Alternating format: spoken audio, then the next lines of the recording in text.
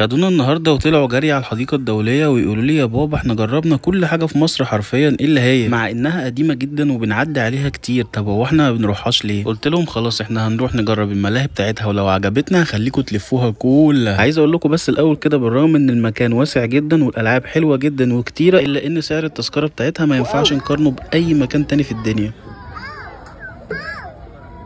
اوعى مالكش دعوه بيها. عومت هوبا.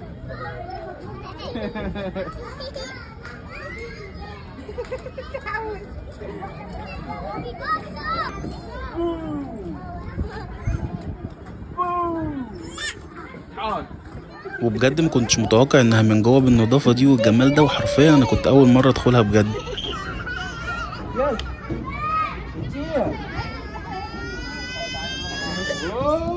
فحسيتها من اكتر الاماكن الاندر ريتد اللي محدش بيتكلم عنها ابدا، فقررت اقول لكم زوروها هتتبسطوا بجد جدا يا جماعه.